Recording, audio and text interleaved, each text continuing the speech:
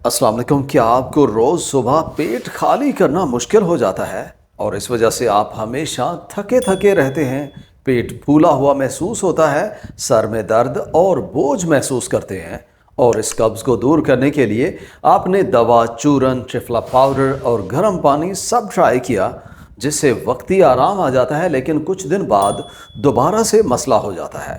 अगर ऐसा मसला है तो फिक्र ना करें, क्योंकि आज की वीडियो में आपको 4 बहुत ही मौसर स्टेप्स बताएंगे, जिनसे सिर्फ 21 दिनों में कब्ज को जड़ से ख़त्म करने में मदद मिलेगी। वीडियो में एक ऐसी हर्बल चीज़ के बारे में भी बताएंगे जो पेट बिल्कुल कुदरती तौर पर साफ रखती है और जो आसानी से आपको अपने घर में ही मिल जाती है। Causes of constipation. कब्ज खत्म करने वाले स्टेप्स को जानने से पहले यह समझना जरूरी है कि पेट पूरी तरह से साफ क्यों नहीं होता। देखिए, जब हम एक्सरसाइज नहीं करते, पानी कम पीते हैं या ऐसी चीजें कम खाते हैं जिनमें पानी ज्यादा होता है, ज्यादा टेंशन लेते हैं, या जब टॉयलेट यूज करने का सिग्नल मिलता है और हम उसे बार बार इग्नोर करते हैं, तो इन सब वजूहात की वजह से पेट साफ नहीं होता। ये गंध हमारी आंतों की दीवारों से चिपक जाता है और ये लेयर आहिस्ता आहिस्ता मोटी होती जाती है। हमारी बड़ी आंत यानी कॉलोन में कुछ नर्व्स और मसल्स होते हैं जो वेस्ट को आगे धकेलने का काम करते हैं। इस मूवमेंट को पेरिस्टालसिस कहते हैं। जब वेस्ट मटेरियल अंदर चिपका रहता है तो ये मसल्स कमजोर पड़ जाते हैं, स्टूल्स आगे नहीं बढ़ पाता और पेट रोज साफ नहीं होता। इसको कब्ज कहते हैं। बहुत लोग कब्ज को छोटा सा मसला समझ के इग्नोर कर देते हैं, लेकिन असल में हमारी कोलोन का ताल्लुक हमारे जिस्म के हर खुलिये और हर टिश्यू से है। अगर यहाँ प्रॉब्लम हो तो इसका असर पूरे जिस्म पर पड़ता है। कब्ज से जहरीले मवाद बनते हैं और ये टॉक्सिन्स आंतों के जरिए खून में चले जाते हैं, जहाँ से पूरे जिस्म में फैल जाते हैं, जिससे बीमारियां शुरू हो जाती हैं। इसलिए कब्ज को सारी बीमारियों की जड़ या माँ कहा जाता है। इसलिए इसे आम मसला समझकर नज़रअंदाज ना करें, बल्कि जो आदतें और काम बताने लगे हैं वो ज़रूर ट्राई करें। Number 1, cleansing drink. सबसे पहले नंबर पे आपको कम से कम एक ऐसा ड्रिंक रोज़ाना पीना है जो पेट को साफ करता है। इसके लिए मैं आपको 3 जूसेस और एक ख़ास चाय बताने लगा हूँ जो आपके लिए बहुत फ़ायदेमंद होंगे। पहला है सफ़ेद कद्दू का जूस। कद्दू आसानी से हर जगह मिल जाता है, बस इसका छिलका और बीज निकाल के ब्लेंड कर लीजिए, छान लें और फिर पी लें। दूसरा आंवला जूस है। जहां ये मिलता है वो लोग लाजिम इस्तेमाल करें। इससे आपके हाजमे का निज़ाम ठीक हो जाता है, जिससे खाना जल्दी हजम होता है और पेट साफ रहता है। बनाने के लिए 2 से 3 आंवले पानी के साथ ब्लेंड करें, उसे छान लें। उसके बाद मजीद 2-3 गुना ज़्यादा पानी मिलाकर पी लें। तीसरा नारियल का पानी है, जो अपने आप में हल्का सा लैक्सेटिव होता है। ये आंतों को साफ रखने में मदद करता है। चौथे नंबर पे सौंफ की चाय है। सौंफ एक बहुत ही फायदेमंद हर्ब है जो आपके डाइजेस्टिव जूसेस को ज्यादा करती है, हाजमे को तेज करती है और पेट को साफ करने में मदद करती है। बनाने के लिए आधा चम्मच सौंफ 1 कप पानी में उबाल लीजिए। कप में निकाल लें, इसे छानने की जरूरत नहीं, और फिर आराम से चाय की तरह पीते रहें।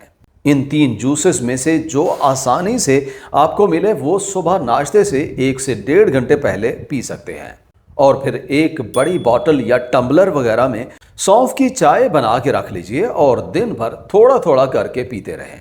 हम डॉक्टर के पास जाते हैं तो वो आमतौर पर लैक्सेटिव दे देते हैं जो सिर्फ थोड़ी देर के लिए आराम देते हैं, लेकिन जैसे ही आप उन्हें लेना बंद करते हैं मसला वापस आ जाता है।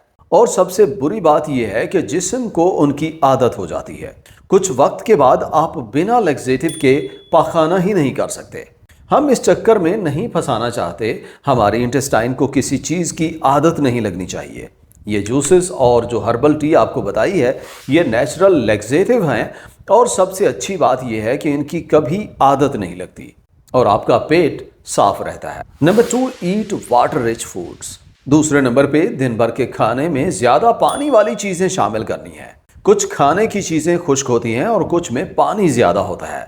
ज्यादा पानी वाली चीजें जिनमें रस भरा होता है, जैसे कि तमाम फल हो गए, पपीता, तरबूजा, खरबूजा, मौसमी, सेब, अंगूर, अनानास, बेरीज, और सब्जियां जैसे टमाटर, खीरा, पालक, लौकी, बीन्स और टिंडे वगैरह हो गए। जबकि खुश्क चीजें जैसे रोटी, चावल, दालें, चने, राजमा, लोबिया, रागी, बादाम, पिस्ता, अखरोट वगैरह हो गए। सिंपल बात याद रखें, जिनसे निचोड़ने से रस निकले उनमें पानी ज्यादा होता है, वो आपने ज्यादा इस्तेमाल करने हैं। दोनों जरूरी हैं, लेकिन मसला तब होता है जब हम दिन भर सिर्फ सूखी चीजें खाते हैं। पानी वाली चीजें नरमी पैदा करती हैं, जो हाजमे को आसान बनाती हैं और वेस्ट को आगे बढ़ाती हैं। अपनी डाइट में ज्यादा पानी वाली चीजें बढ़ाने का तरीका यह है कि नाश्ते में फ्रूट बेस्ड ब्रेकफास्ट लें। कब्ज के लिए पपीता सबसे बेहतरीन है, लेकिन अच्छी तरह पका हुआ हो। ये स्टूल्स को नरम बनाता है। केला भी अच्छा है, लेकिन सिर्फ तब जब आप सुबह एक्सरसाइज करते हैं। दूध और डेयरी प्रोडक्ट्स कम करें, क्योंकि आजकल हमारा जिस्म इन्हें सही तरह से हजम नहीं कर पाता। गोश्त बहुत हैवी होता है, हजम होने में कभी 3 दिन भी लग सकते हैं और पेट को स्लो कर देता है। मैं जानता हूं कि इन चीज़ों को छोड़ना मुश्किल है, लेकिन जितना हो सके इनका इस्तेमाल कम करें और मुतवाज़िन ग़िज़ा इस्तेमाल करें। यकीन मानिए, फ़ौरन फ़र्क महसूस होगा। एक हेल्दी लाइफस्टाइल से पेट रोज़ सुबह साफ होता है। काफ़ी लोगों ने सिर्फ कद्दू का जूस और फ्रूट्स शामिल किए और सिर्फ 4 दिन में हाजमा बहुत तेज़ हो गया, जिससे वो खुद को फ्रेश और पूरा दिन एक्टिव महसूस करते हैं। Number 3, regular exercise. हर इंसान के लिए एक्सरसाइज ज़रूरी है, क्योंकि जब हम हरकत कम करते हैं तो पेट भी ठीक से काम नहीं करता और कब्ज हो जाती है। इसलिए रोज़ाना थोड़ा बहुत बॉडी को हिलाना डुलाना ज़रूरी होता है। पेट को साफ रखने के लिए कुछ खास एक्सरसाइजेस बहुत फ़ायदा देती हैं, जैसे बॉडी को दोनों तरफ से मोड़ना, सामने की तरफ झुकना, पेट को स्ट्रेच करना और बैठने वाले पोजेस जैसे मालिश करना या हरकत करना पेट के मसल्स को एक्टिवेट करता है, खून का बहाव बढ़ाते हैं और हाजमे को तेज कर देते हैं। रोज़ कुछ मिनट के लिए इन एक्सरसाइजेस का करना आपके पेट की हेल्थ के लिए बहुत अच्छा होता है। अक्सर लोग कहते हैं कि सुबह काम पर जाना होता है, इतना सब कैसे करें। सोचने वाली बात यह है कि अगर डॉक्टर कहे कि दिल की नस बंद हो गई है तो हम फौरन सीरियस हो जाते हैं। अगर दिमाग में ब्लॉकेज हो तो पूरा घर घबरा जाता है। अगर सांस की नाली बंद हो जाए तो सब कुछ छोड़कर हॉस्पिटल भाग जाते हैं। तो फिर पेट की नाली बंद होने को हम इतना हल्का क्यों लेते हैं, जबकि ये सारी बीमारियों की माँ है। हत्ता कि दिमागी परेशानियां भी इसकी वजह से होती है। इसलिए ये मत सोचिए कि मेरे पास वक्त नहीं। जो चीज़ जिंदगी में आप प्रायोरिटी बनाएंगे उसका वक्त खुद ब खुद निकल आता है। Number 4, using foot stool. चौथा और आखिरी स्टेप पाखाना करते हुए फुट स्टूल का इस्तेमाल है।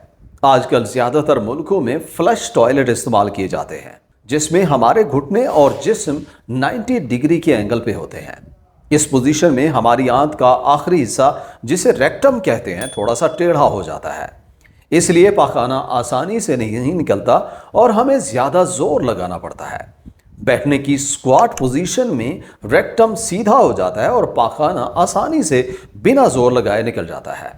वैसे तो पाकिस्तान, इंडिया के गांवों और छोटे सिटीज़ में आम इंडियन टॉयलेट इस्तेमाल होता है, लेकिन जहां फ्लश सीट वाला टॉयलेट होता है उसे बदलने की भी ज़रूरत नहीं। आप उसमें भी ये फ़ायदा ले सकते हैं, जिसके लिए अपने टॉयलेट के सामने एक छोटा फुट स्टूल रख लेना है। अगर फुट स्टूल ना हो तो एक खाली बाल्टी को उल्टा करके रख लीजिए। जब आप अपने पाँव को उस पर रख कर बैठेंगे तो आपका जिस्म स्क्वाट पोजीशन में आ जाएगा, जो पेट साफ करने के लिए बेहतरीन पोजीशन है। आप सोच रहे होंगे कि इतनी सी चीज़ से क्या होगा, लेकिन रिसर्च के मुताबिक जिन लोगों ने फुट स्टूल इस्तेमाल किया उनका पाखाना आधे टाइम में हो गया, कम जोर लगा और पेट साफ होने के बाद वो बिल्कुल हल्का और मेंटली रिलैक्स महसूस करने लगे। तो आज से ही फुट स्टूल का इस्तेमाल शुरू कीजिए। इन सभी स्टेप्स को करने से आप कब्ज के मसले से हमेशा के लिए जान छुड़ा सकते हैं। वीडियो यहाँ तक देखने का और चैनल विजिट करने का बहुत शुक्रिया। वीडियो अच्छी लगी हो तो लाइक और शेयर करें और चैनल पर पहली दफ़ा आए हैं तो सब्सक्राइब करें। इंशाल्लाह मिलते हैं किसी अगली वीडियो में। तब तक अपना ख्याल रखिए। अल्लाह हाफिज़।